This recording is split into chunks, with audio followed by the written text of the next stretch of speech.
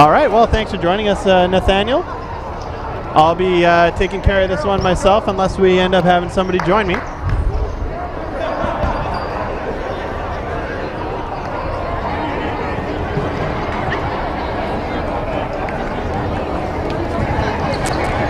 So during the warm-up, you're going to see a lot of different exercises that the teams are putting together. We have we're putting down X's there for the interview spots right now, so we know where you can be seen on stream. We've got Denim Dubuque there, another member of Red River Rebellion this year, the A team for Manitoba. He's been providing a lot of coaching for Queen Bees. His partner, Charlene Azur, you'll see with the braids. She had a devastating pinky injury at the Growing Opportunities International Tournament this year. And she was out until, I believe it was around December 18th where she came back. She is now fighting fit, but she missed a lot of really key practice time. She's really been putting in the effort to make up for lost ground, though. Dubuque going over positions. You can see there resident Ginger Joshua LaBerge.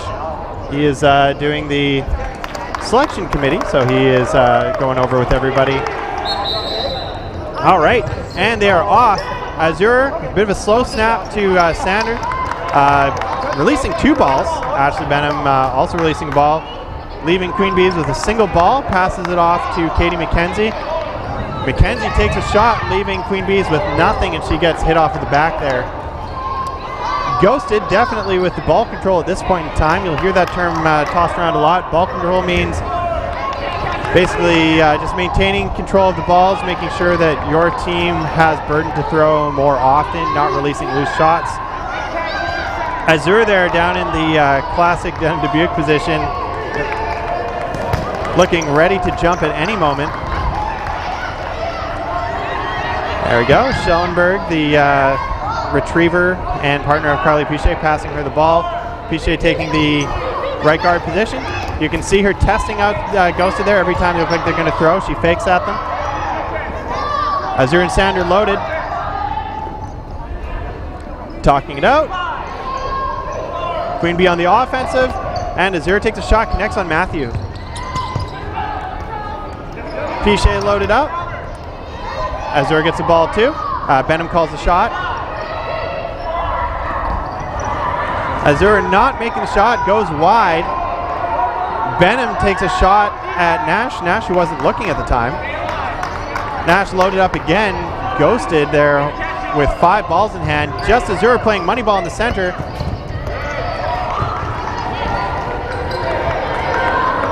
And it looks like Burnett does not connect. Azur backpedaling, you see her looking for the line there, making sure she doesn't step on it. You don't want to step out or you will be out.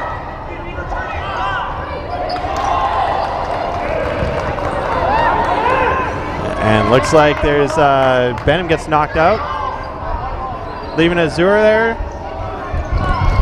You can absolutely see the influence of Dubuque on her style. Look how low she's getting to the ground there while still having her feet in a position to push her off the ground. Pichet and Sander trying to provide some protection.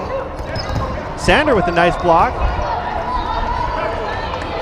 Sander summoning some more power than I would normally see her summon behind her throws.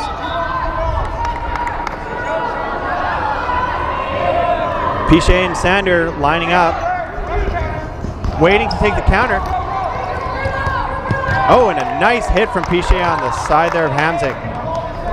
Pichet guarding that ball there, wanting to make sure that nobody takes it out from underneath her. It's on the other team's side, so it counts towards burden for them, but they will not have the ball in hand. Oh, and Pichet takes a shot, but goes wide again.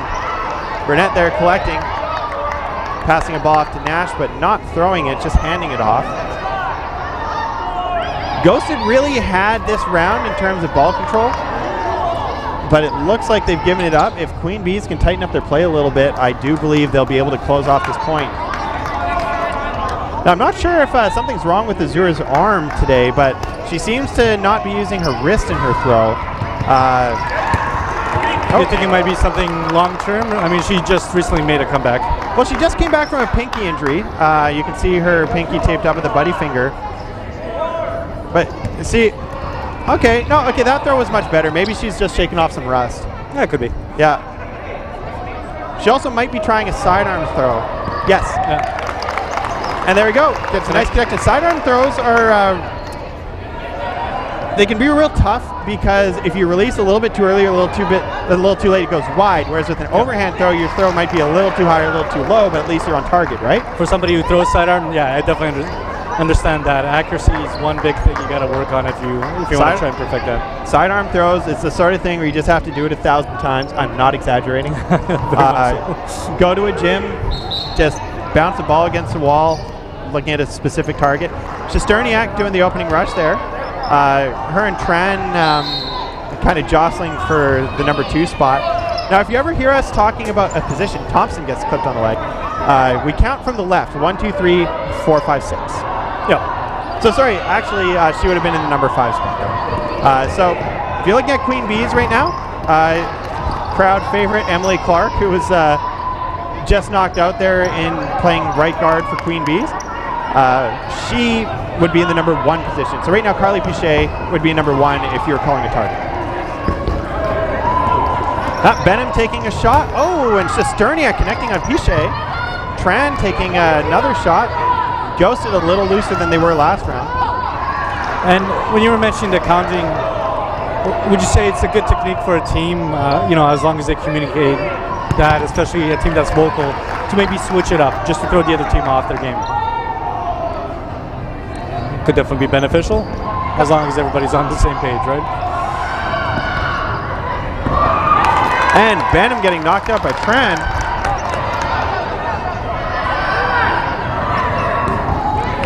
So it goes down to 3 players here. So it's like a 3v3 game.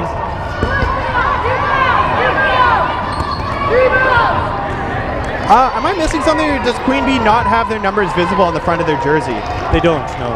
Okay, so that is something that actually should be addressed, is dodgeball jerseys are supposed to have a visible number on the front and the back, as well as your name legible from a distance. Correct. So the ghosted jerseys are beautiful for that. You can see nice contrast, outline. Nash gets caught up by a hit. Mackenzie also getting knocked out. She tried to go flat underneath that ball, but she was a victim of good aim. So Tran, who is recently started dating Joshua Schmidt, who you can see ball retrieving there at the back line. This is her first time out playing dodgeball. Can you believe it? Wow. She must have experience. So 2 attempted catches there by Queen Bees. Both. They are stoked. Ghost picks up the point.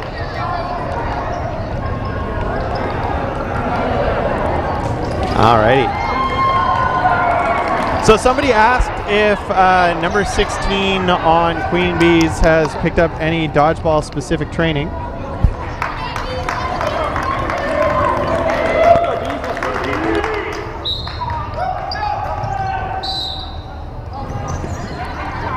So number 16, Charlotte Azur. Somebody asking, has she picked up any dodgeball specific training since she started playing dodgeball? I can absolutely answer that, yes. If you watch her Instagram stories, for example, or not just stories, I think even she makes some posts about it. Her and her boyfriend, Denham Dubuque, who's one of the top players in Winnipeg, he made nationals. Also their coach right now. Yes. They go to a gym and he throws balls at her and she practices catching, she practices dodging, then she practices throwing. I have heard Dubuque say, go to a gym and throw 100 throws a day just for accuracy. I'm never going to do that, but that explains why his aim is so phenomenal. Oh, absolutely. So you can see Azur just carbon copy of his play style, and I don't see anybody else doing it. It takes just a phenomenal amount of fitness to crawl around on the ground on all fours and to jump from a crouching position. Like exactly. Dodgeball may be a game you pick up in elementary school for fun in gym class, but just like any sport, it takes a lot of dedication, a lot of practice to play at the top level, like some of these women here. Yeah. Somebody's saying Emily Clark, number 1 commentator. She's actually number 33. But but number one in our hearts, right? Yeah. So Kimberly Shesterniak on Ghosted, that was the player I was talking about who's come a long way. She's been working really hard on improving her throw and her abilities in general. She really started out of her depth in competitive play, and she's been coming into her own. So don't ever let anybody tell you that you can't. If you want to play competitive, you need to start off with the mindset. You need to go out there, you need to want to win, and you need to be committed to winning. Once you have that down, you can start working on the skills. As long as you're listening to the people who are coaching and you're not arguing with your captains or against any sort of plans or strategies, you will develop. Exactly. And you just have to be open to criticism. Exactly. In communities like these, tons of players out there that are able to help you out there through leadership, through coaching. I know just for the men's side alone, we had a lot of players, both men and women, while we're playing draft league. They'll come up to the side, they'll give you tips, and honestly, best advice I can give anybody, just listen, try it out, see if it works. Sometimes it might, sometimes it might not, but that's how you get better as a player. You learn different styles, you learn different techniques, and you just work on it. You just got to be malleable, right? Exactly. Oh, and Azur taking a hit on the damaged hand too. That buzzer going off from a different court. That's not us. We still have just over 10 minutes left. See Parr getting into a catching position.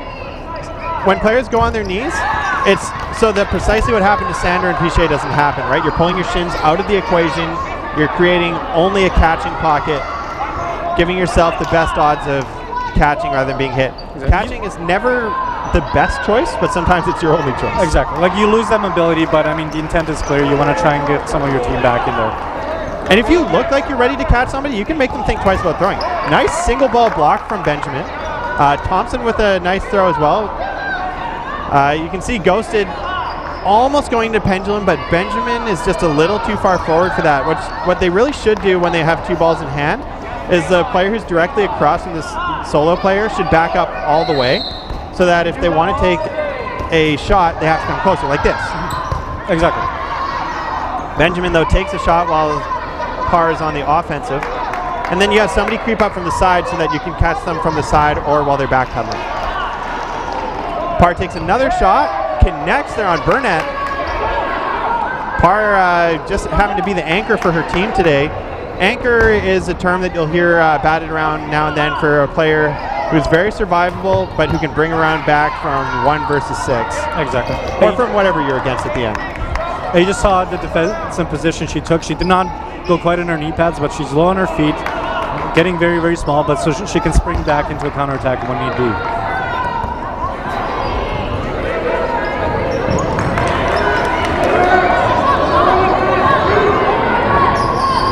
So Ghosted with 3 players trying to put the pressure on.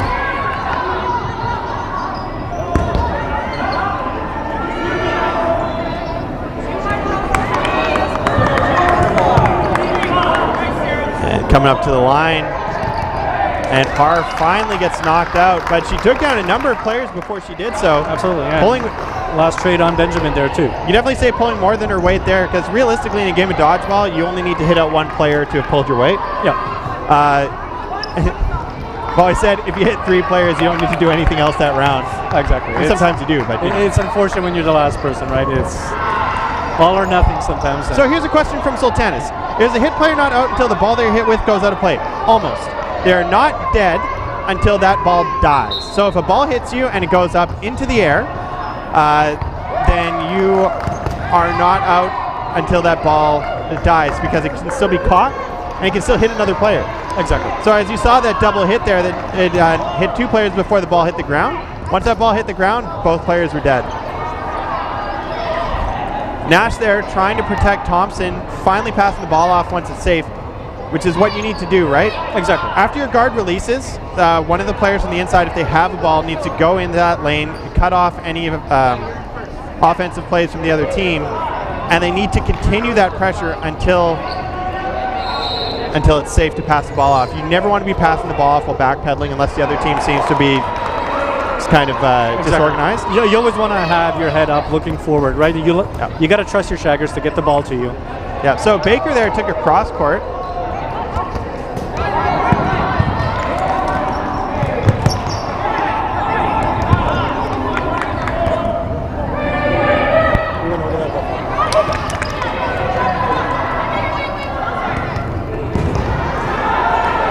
So Queen Bee is looking strong right now.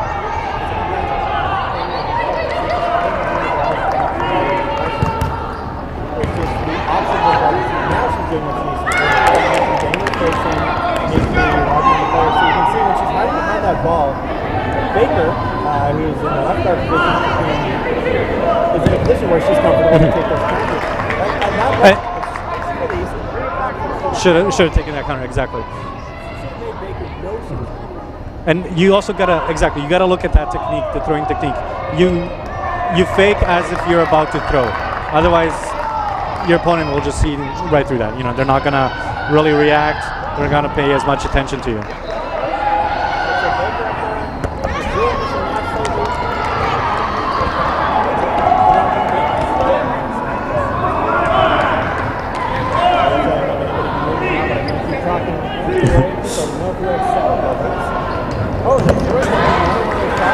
Like a hybrid of a overhand. Okay. So Azur's shot there, I think I figured it out. It's a lot like Nathaniel Gatz's throw. It's kind of like an overhand and a sidearm combined. See, she comes up, but then she does right there. And Nash there not able to protect herself with that ball. I wouldn't call that a dirty block though. No. A dirty block is like when it hits your fingers, rolls up the side of your hand or your arm, right? Exactly. Generally, when you're more prepared, she didn't really seem prepared to receive that hit. I don't think there's an official definition of a dirty block. I know that officially it's supposed to be referred to as a missed block, but it's important that everybody learn the terminology because when you're out at a game and you hear somebody say dirty block, you got to know what they mean. Exactly.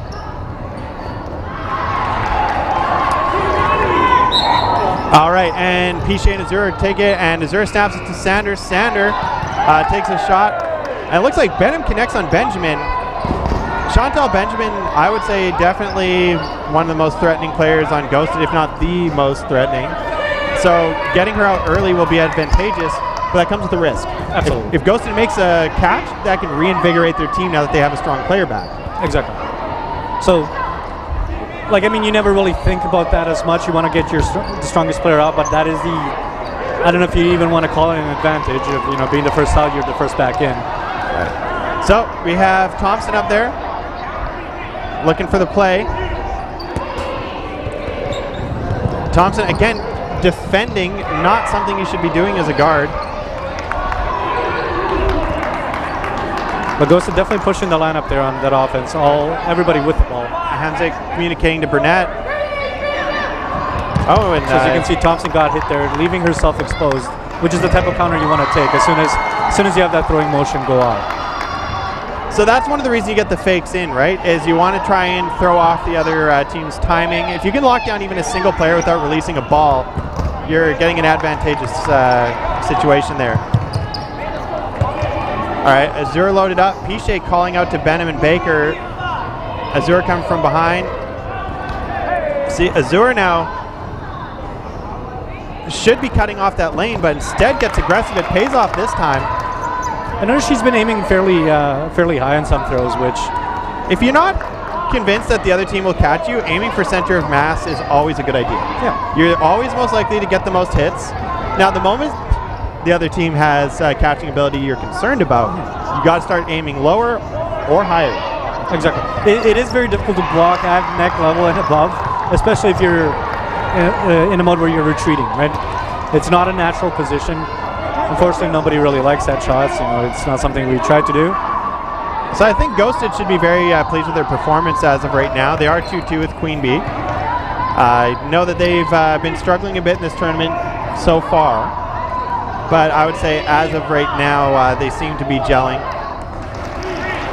Azur taking a big fake there. Baker looking for the catch. Piche with a nice counter, but not able to connect with Hanzik.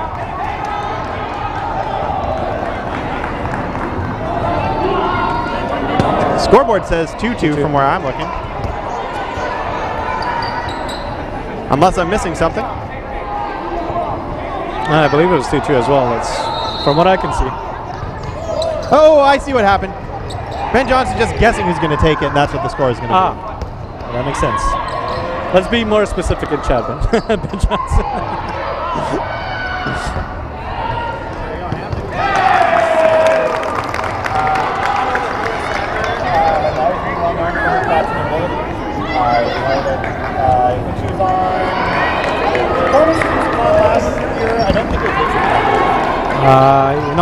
100% sure.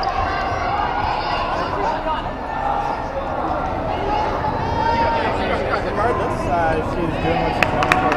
And that's a great tempo. You don't want to increase the also known as the break basketball. No, she's the opening shot, but she's not able to take advantage of it. As they do retreat, yeah, possession 3-3 each.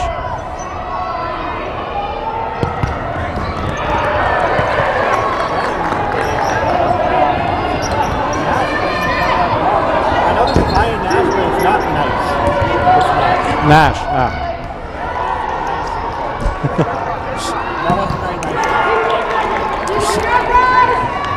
Stacey Hewen, everybody. You can slow clap by yourself.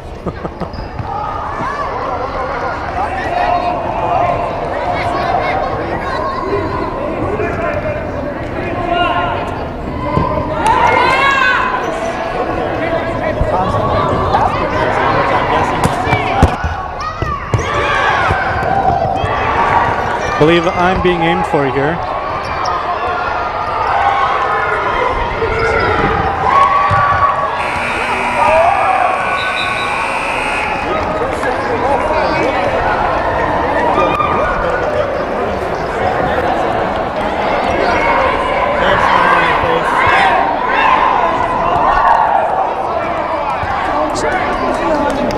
Well, it is on, so it must be dead. So I do apologize, we have had some audio difficulties here. If you didn't hear Stacey Hewen near the end, we'll try and get that rectified for next game here, which will be, so check the schedule here.